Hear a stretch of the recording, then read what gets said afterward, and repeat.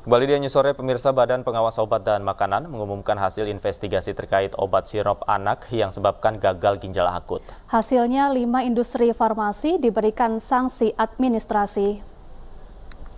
Sebanyak 5 industri farmasi diberikan sanksi administrasi oleh BPOM terkait cemaran etilen glikol dan dietilen glikol pada obat sirup anak. Kelima industri farmasi ini dianggap lalai sehingga menyebabkan hal itu terjadi. Sementara satu distributor bahan kimia diduga melakukan pemalsuan terkait izin edar dan penjualan etilen glikol yang tidak sesuai aturan. BPOM juga mengumumkan 168 produk obat dari 60 produsen yang aman dikonsumsi dan tidak tercemar kandungan etilen glikol dan dietilen glikol. Dari satu pertama adalah PT Yarindo Pharma, kedua PT Universal Pharmaceutical Industry dengan standar yang sangat melebihi standar tentunya, PT Avi Pharma, PT Samco Pharma, dan kelima adalah PT Chobros Pharma telah diberikan sanksi administrasi terhadap kelima industri farmasi tersebut berupa pencabutan cara pembuatan obat yang baik dan izin edar, kemudian penghentian kegiatan produk sirup obat, penarikan semua sirup dari peredaran dan pemusnahannya dari semua persediaan sirup tersebut, produk-produk tersebut ya. Kemudian juga terhadap 2 pedagang besar farmasi PBF, PT Tirta Buana Kemindo dan PT Mega Setia Agung Kimia telah diberikan sanksi administrasi berupa pencabutan sertifikat cara distribusi obat yang baik CDOB ya. Kemudian selanjutnya juga telah dikembangkan ke tahap penyidikan untuk unsur pidananya. Ya, perkembangan dari penindakan dari Pemirsa, polisi rencananya akan mengumumkan tersangka kasus gagal ginjal akut sore ini. Apakah polisi jadi mengumumkan tersangka sore ini? Kita langsung saja menuju Bareskrim Polri dan terhubung dengan Faisal Rinaldi. Selamat sore Faisal. Apakah tersangka kasus gagal ginjal akut sudah diumumkan oleh kepolisian? Ya baik, selamat sore Davi, Syafa dan juga pemirsa. Memang Bareskrim Polri rencananya akan mengumumkan tersangka terkait dugaan tindak pidana dalam kasus gagal ginjal pada hari ini. Namun hingga saat ini kami beserta awak media lain masih menunggu pukul berapa konferensi pers ini akan dilakukan atau jadi atau tidaknya. Kami masih menunggu informasi terbaru terkait akan diumumkannya tersangka oleh pihak kepolisian. Sementara itu memang Direktur Tindak Pidana Tertentu Bareskrim Polri yakni Brigjen Pipit Rismanto memastikan bahwa pihaknya memang saat ini sudah mengantongi nama tersangka terkait dugaan kasus tindak pidana dalam kasus gagal ginjal yang menimpa sejumlah anak di Indonesia. Namun demikian dirinya masih enggan mengumumkan lebih lanjut terkait identitas tersangka tersebut, apakah tersangka ini perorangan ataupun korporasi. Dan Bareskrim Polri memang sebelumnya sudah menaikkan dugaan tindak pidana kasus gagal ginjal ini oleh PT Avi Pharma ke tahap penyidikan. Kemudian juga PT Avi Pharma memang secara formil dianggap sudah melanggar dikarenakan memang melawan aturan dalam perundang-undangan. Akan tetapi pihaknya juga atau pihak polisian masih mendalami hingga saat ini terkait obat yang diduga menyebabkan tewasnya ratusan anak yang memang diproduksi oleh PT Avi Pharma tersebut. Dan hingga saat ini memang untuk total pasien gagal ginjal akut di Indonesia mencapai sekitar 324 orang. Dan dari jumlah itu sekitar 111 orang telah sembuh, kemudian sekitar 199 orang meninggal dunia dan 14 orang maksud kami pasien masih dirawat. Dan Kemenkes juga menyatakan bahwa 14 pasien yang memang masih dirawat dalam kasus gagal ginjal ini masih menjalani perawatan intensif di Rumah Sakit Umum Pusat Nasional atau RSUPN. Sebentar itu kembali ke studio.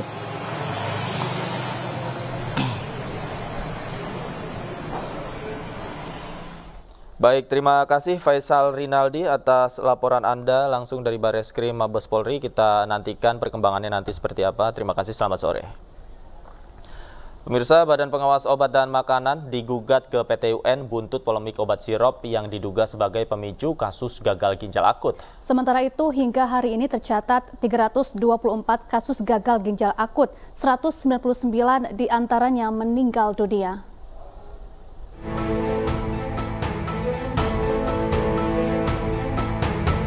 Komunitas Konsumen Indonesia menggugat BPOM ke PT UN Jakarta. BPOM dinilai lalai dalam mengawasi dan tidak menguji obat sirup, serta membuat pernyataan simpang siur terkait obat yang tercemar. Sebelumnya, Badan Pengawas Obat dan Makanan menyatakan tidak bertanggung jawab atas kasus gagal ginjal akut yang menyebabkan ratusan anak meninggal dunia.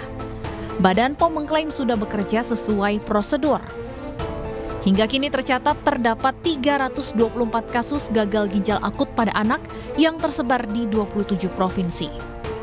Namun menurut data Kementerian Kesehatan, tidak ada penambahan kasus selama 2 minggu terakhir atau dari tanggal 2 hingga 15 November 2022. Tanggal 15 November, kasusnya 324 ya. 14 dirawat, kemudian 199 meninggal dan sembuh 111. Nah, ini sebagai informasi penegasan bahwa sejak tanggal 2 November 2022 ya, sampai sekarang, jadi dalam 2 minggu terakhir ini terjadi penurunan kasus ya. 3 industri farmasi telah dicabut izin edarnya terkait kandungan EG dan DEG yang dinilai melebihi ambang batas. 69 obat sirup dari 3 perusahaan tersebut juga telah ditarik dari peredaran. Tim Liputan iNews melaporkan. Gagal ginjal akut bikin takut dan berlarut-larut. Apakah penanganannya sudah sesuai prosedur dan siapa yang harus bertanggung jawab? Kami akan membahasnya bersama epidemiolog Universitas Indonesia Pandu Riono, Ketua Komunitas Konsumen Indonesia David Tobing yang menggugat Badan POM ke PT UN terkait kasus ini, dan orang tua pasien gagal ginjal akut Ibu Kuri Mamontoloho. Selamat sore Pak Pandu, Pak David, dan Ibu Kuri. Selamat sore. Baik, saya pertama ingin ke Ibu Kuri. Ibu Kuri, sebelumnya kami ingin ucapkan turut berbelasungkawa atas kejadian yang menimpa Ibu dan keluarga. Ibu Kuri, bisa diceritakan sebenarnya apakah ketika itu anak Ibu mengkonsumsi obat sirup dan dari mana mengetahui bahwa obat sirup ini mengandung cemaran etilen glikol? Itu kan memang jadi awalnya itu hanya demam saja. Terus kami konsul ke dokter Vaskes 1 dan di situ disarankan ya pastinya paracetamol ya dalam bentuk sirup. Dan setelah itu karena demamnya hanya naik turun, jadi dokter menyarankan pemberiannya tiap 4 jam sekali. Namun setelah itu juga hasilnya tetap sama, jadi kami berinisiatif untuk membawanya ke UGD karena membawa Melody ke UGD karena kami takut jangan malaria atau demam berdarah.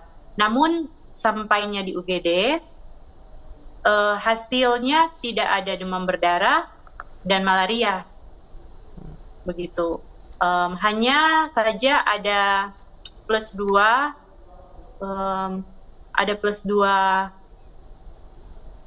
gejala paratifoid. Namun dokter di UGD menyarankan bahwa itu tidak apa-apa, cuman karena saat itu terlihat lemes, Melody saat itu terlihat lemes, jadi kami pun setuju untuk rawat inap. Dan saat mulai dirawat inap itu mulai diinfus. Jadi hari pertama rawat inap mulai diinfus dan setelah itu sempat demam lagi dan obat-obatan yang jadi awalnya diberikan juga paracetamol dalam bentuk cair merek AF kalau dari rumah sakit. Merek AF, ada ibuprofen juga. Namun setelah itu karena masih demam lagi, semua antibiotik, obat yang dalam bentuk oral itu semuanya diganti ke dalam bentuk injeksi. Setelah mulai diinjeksi, jadi ada juga kayak ranitidin itu diinjeksi. Jadi semenjak injeksi mulai masuk, Melody setelah itu mulai tidak kencing, mulai tidak buang air kecil. Dari situ akhirnya mereka periksa ureum kreatinin Cuman waktu itu karena hasilnya cuman sedikit, mereka hanya ekstrak saja dan tidak mengeluarkan hasilnya. Baik. Itu dipasangi, maksudnya dilakukan tindakan tapi tidak ada hasil, baru dirujuklah Melody ke rumah sakit rujukan, dan di sana Melody hanya bertahan hampir 2 hari. Jadi 1 hari lebih lah. Baik, Bu Kuri, artinya obat yang diberikan ini termasuk obat-obatan yang saat ini sudah dilarang oleh pemerintah ya, Bu?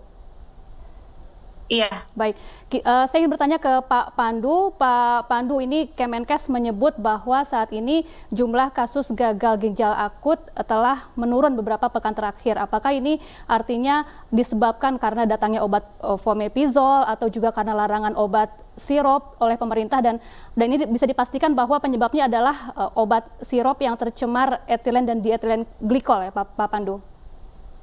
Iya, jadi isu daripada lonjakan gagal ginjal akut progresif atipikal, jadi namanya GG-APA, itu ternyata mempunyai persamaan, semuanya meminum riwayat sirup obat.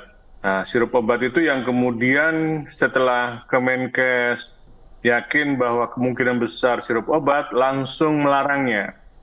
Melarang karena juga terbukti dari sirup obat yang dikonsumsi di beberapa rumah sakit, diperiksa itu mengandung etilen glikol.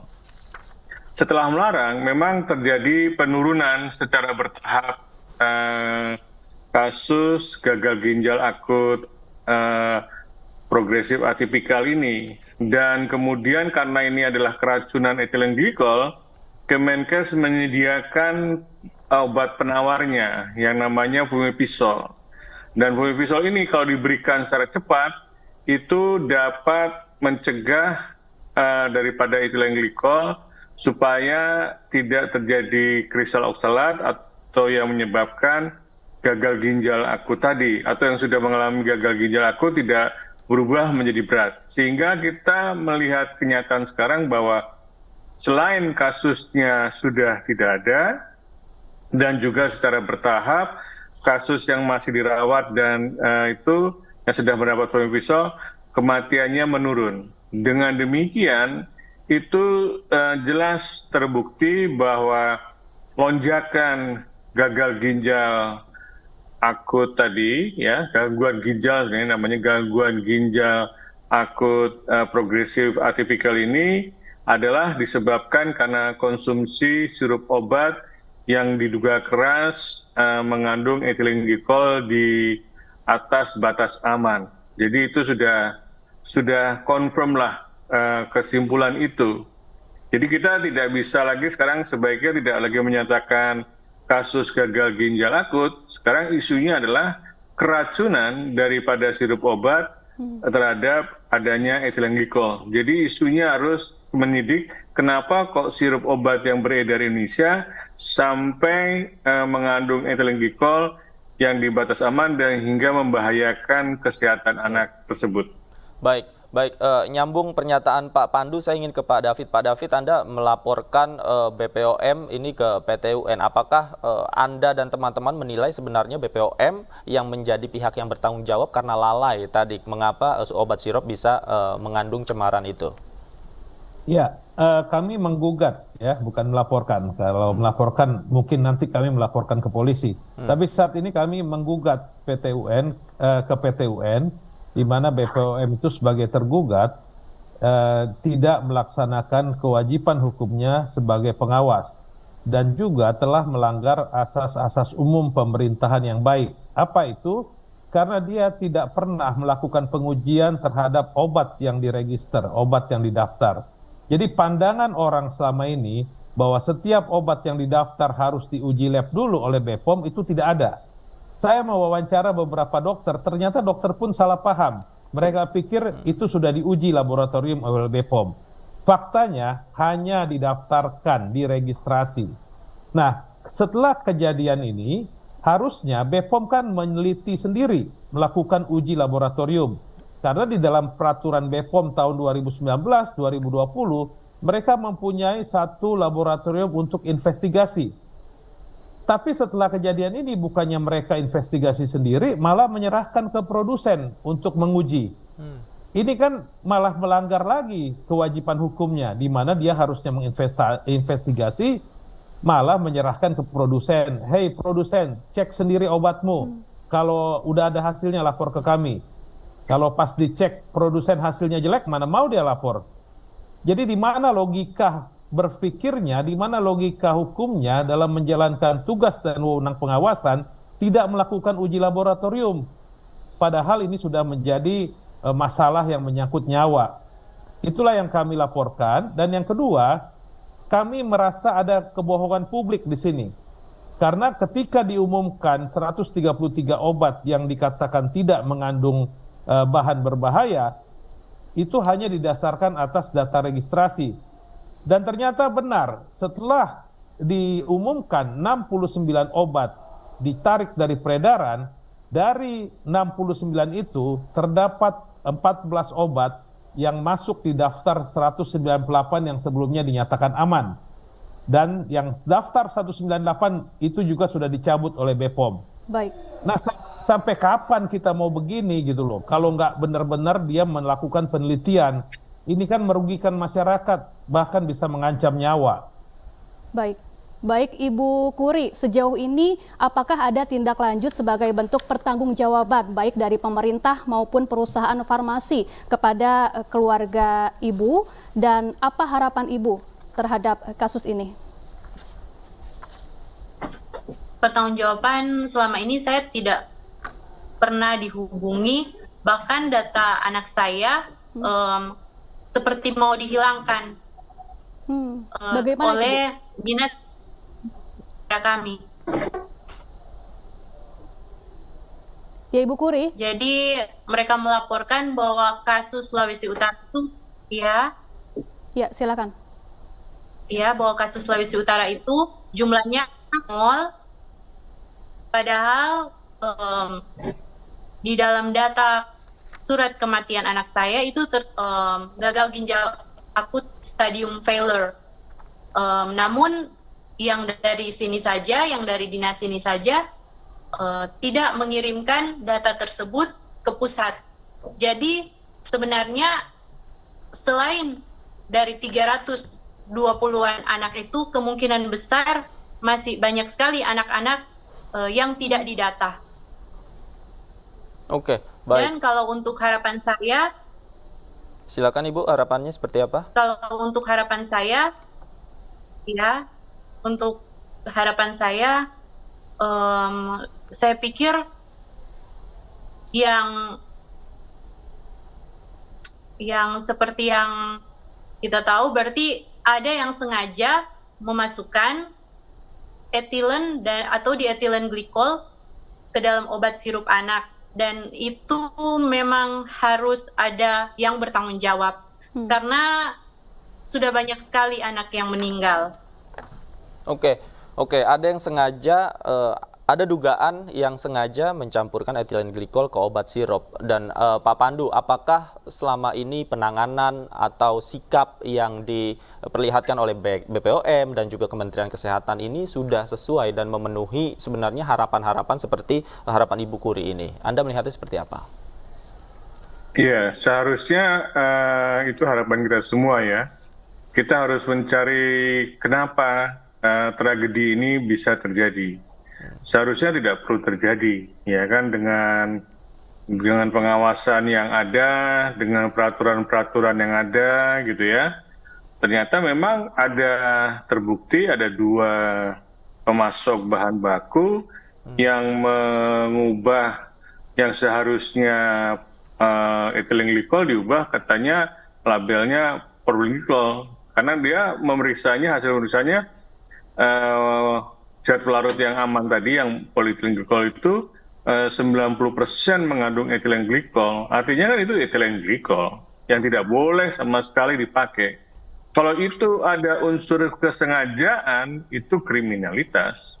Maka penyidikan kepolisian dan penegakan hukum pada industri farmasi yang kemungkinan ada unsur sengajaan harus terus ditindaklanjuti. Karena kita tidak mau ini terjadi. Kemudian ya ada harapannya di masa mendatang harus ada sistem yang lebih ketat yang mencegah supaya hal-hal semacam ini tidak boleh terjadi lagi.